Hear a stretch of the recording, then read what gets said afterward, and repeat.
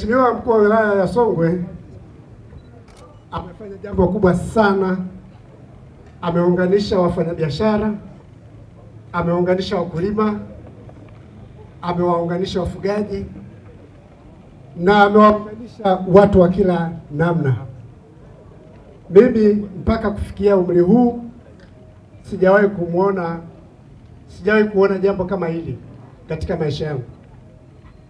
Tumekuwa na wakuu wa wilaya hapa waliopita, nadhani mtashuhudia wenyewe, lakini sijawahi kuona mkuu wa wilaya ambaye anaona umuhimu wa kuwa na wafanyabiashara wakakaa pamoja, wakazungumza pamoja, wakashare jambo pamoja.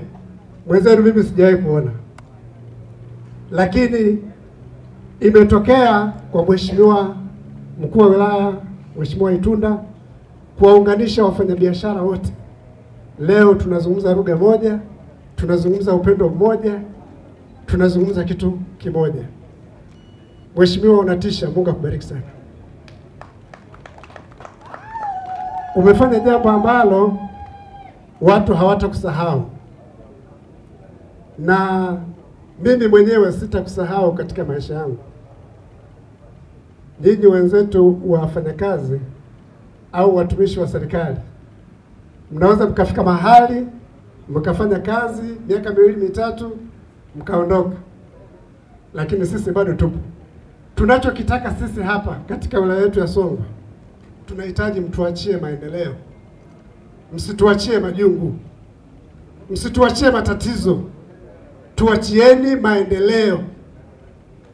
Na sisi kama jumuiya ya wafanyabiashara tutaendelea kuwahamasisha wafanyabiashara walipe kodi zao kwa wakati, ili tuweze kupata maendeleo makubwa katika wilaya yetu ya Songwe. Nadhani kwa muda mfupi tangu wilaya hii imeanzishwa, ndugu zangu, nyinyi wenyewe mmeona maendeleo yaliyokuja Mkwajuni. Sijawahi kuona wilaya inayokwenda kasi kama Songwe.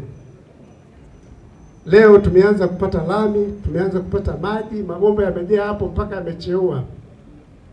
Yote hii ni kwa sababu ya serikali ya Mheshimiwa Dr. Samia Suluhu Hassan. Mungu akubariki sana. Mimi sina mengi, lakini zaidi ya yote, mzee, tuachie maendeleo.